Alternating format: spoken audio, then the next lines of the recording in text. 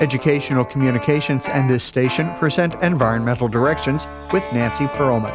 On this series, we explore the effects of human influence on the Earth's ecosystems and discuss solutions to environmental problems which affect the quality of life on this planet. Environmental Directions gives you the kind of information you need to help you participate in decisions impacting your community, the nation, and the world. Now, here's your host, Nancy Pearlman.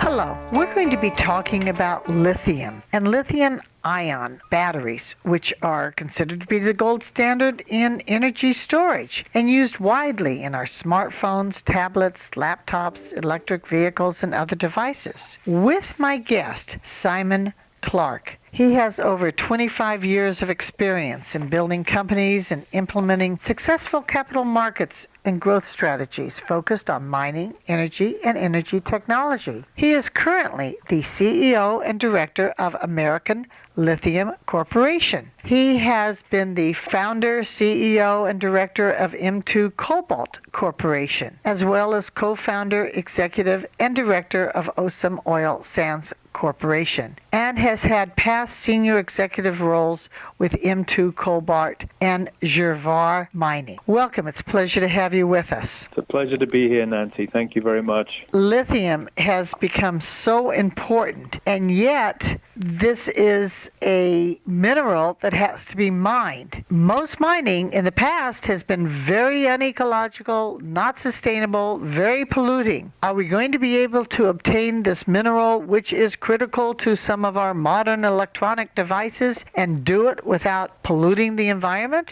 It's a great question. Obviously, first and foremost, if we want to build electric vehicles and devices that have clean energy and help us move away from a lot of the technologies that are clearly causing climate change, then yes, we do need to mine these minerals. The way the permitting is set up in most countries around the world, the environmental side of things is a bigger and bigger piece that miners have to comply with. I would also make the observation that most mining companies today rely on major investments from institutional funds that have a big focus and a bigger and bigger focus on the environment and through what are known as ESG policies. And so it behooves all of us in the industry to make sure that our practices and our mining operations are as environmentally friendly as possible. Certainly from our perspective, we're looking at all the ways we can to minimize water usage and any emissions that would come out of the projects that we're involved in. Let's talk about some of those projects and how it actually works. You are focused on two areas, Nevada here in the United States and Peru. Your company apparently is saying you're not involving chemical processes that can cause water and soil pollution. How is that possible? What I am saying is that with any mining, there is always some disturbance and there is always some water usage and there is also usually some degree of emissions. You want the world to move to the new energy paradigm, if you like. You have to accept that you can't do these processes completely emissions-free and without using some water. What our focus is on minimizing the water usage, recycling as much water as we can, and making sure that any emissions that may come out of our projects are either offset or minimized. Well, first off, minimized, and then if there is any net emissions into the atmosphere, then obviously we have to find ways to offset that to more than compensate. So obviously the goal of all companies going forward in the mining space is that you end up on a net zero situation from an emissions perspective. Apparently, lithium has to be cleaned up from pegmatites, brines, and clays. About 51% of current production is from lithium brines, with the remaining 49% from pegmatites. Apparently, very little is coming from clay. Explain the difference in terms of these places that lithium has to be extracted from. A great question. I mean, lithium is hosted in a number of different forms of mineralization around the world. You've hit upon the two biggest ones being lithium brines, which are almost like salt lakes, if you like, typically in the high deserts in South America that are lithium rich, and then hard rock deposits, mainly at the moment mined in Australia, but we also see them in China and in Quebec and other parts of the world. That's a hard rock which you crush to release a concentrate that contains lithium in it, and then it's usually shipped somewhere for refining and upgrading.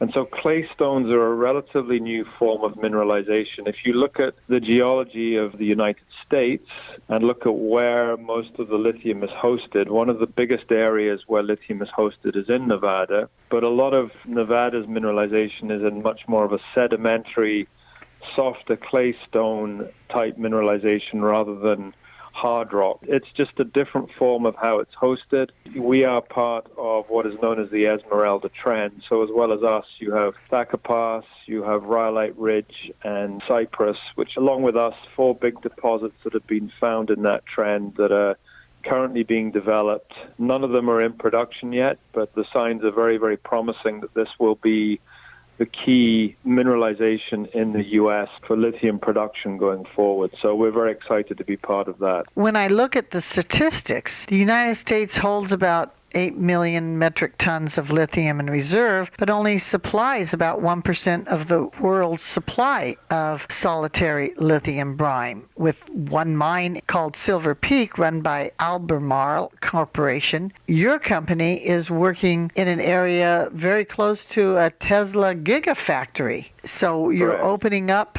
more of the lithium in Nevada? Again, if you look at where the world's lithium production comes from, mostly Chile and Australia and China. Exactly, and a big chunk of what comes out of Australia and Chile then gets shipped to China for refining and upgrading. So if you look at the world of critical minerals and energy security, the question becomes, do you want to be beholden to overseas countries that don't always have our best interests at heart for your critical minerals? And you hit on a great point. Currently, Albemarle produces about 5,000 or 6,000 tons of lithium carbonate annually out of Silver Peak. It's a small brine operation, and that is literally the only domestic production of lithium in the United States. And yet, the demands with electric vehicles, phones, storage generally for lithium ion are obviously an order of magnitude bigger than that. And so obviously that's why we're seeing a lot of government interest in helping companies develop domestic supplies of lithium. And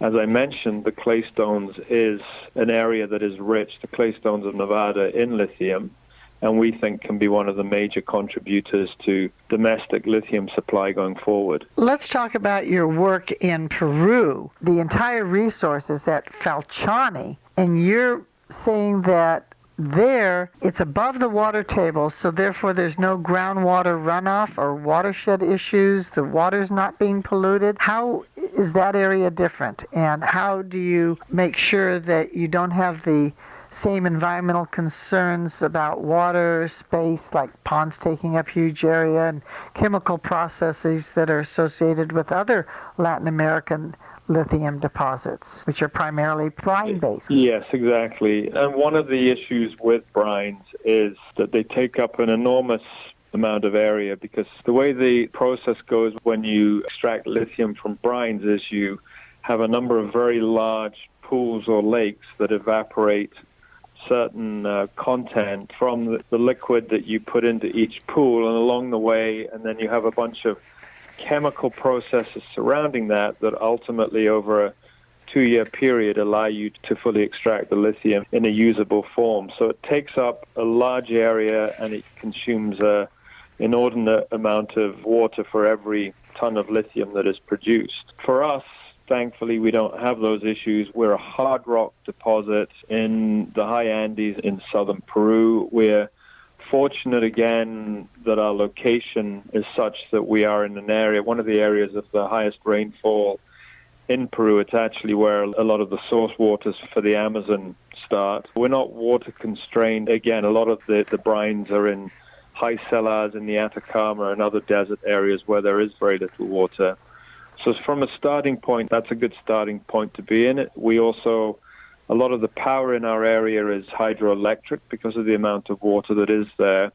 And you touch on a really good point. Both our Nevada operations and our Peruvian operations are above the water table, so we don't have issues with contamination of any groundwater in anything we do. But that all said, we are obviously aware that we're in ecologically sensitive areas in both places.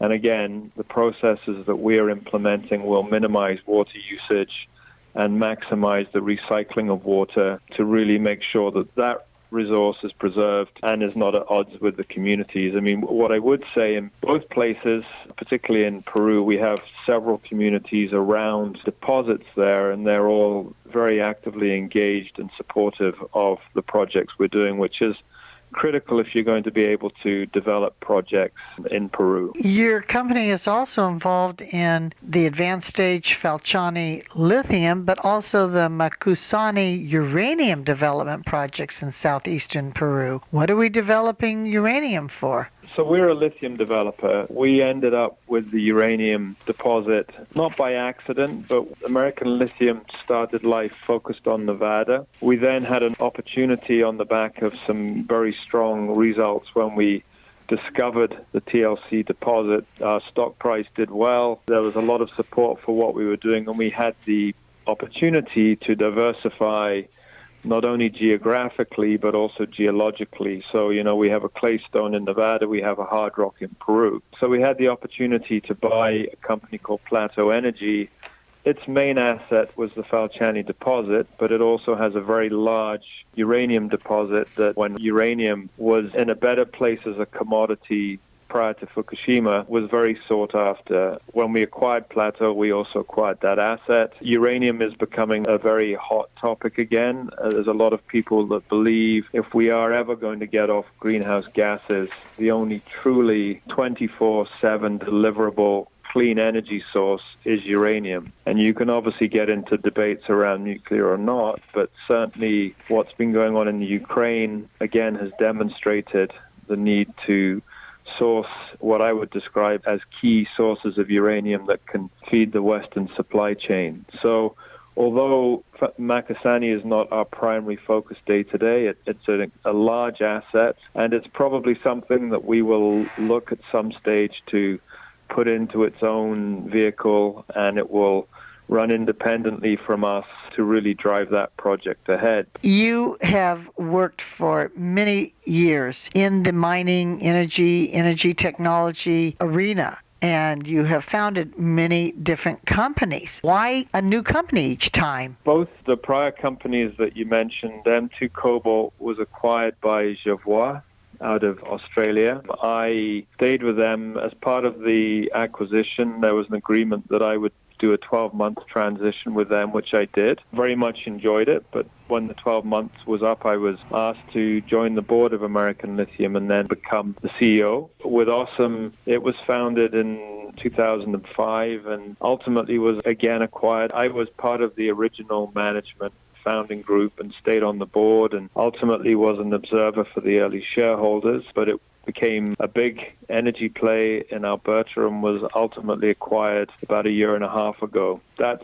a little bit of my history. I mean, as with most of these things, companies that are successful are often acquired, and been fortunate to be involved in 2 or 3 of those cases. You have also contributed to gritdaily.com, and you have an article about lithium oversupply. Hold your horses. Why are horses involved? Just the expression, the point being that right now in the world, we just don't have enough lithium. I think they put that in just to attract the eye of people reading. I'd like to thank you very much for trying to provide the necessary resources that we need for our modern technology and doing it in an ecological and sustainable way. Thank you for being my guest. Thank you very much. I really appreciate it. It's a fascinating debate. You read a lot about needing mining for these minerals, and we absolutely do. And I think it is beholden on mining companies as they move forward to make sure that the best processes are adopted to protect waters and fragile environments. But clearly, at the end of the day, we do need these minerals to move forward to the new energy paradigm that we all want. Thank you. Thank you very much.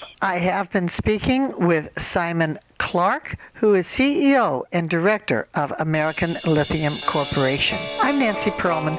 Thank you very much for joining us, and do tune in again next week. If you would like free information about these environmental issues, go to www.ecoprojects.org or call 310-559-9160. Environmental Directions with your host, Nancy Perlman, is a community affairs program of the nonprofit organization Educational Communications and this station.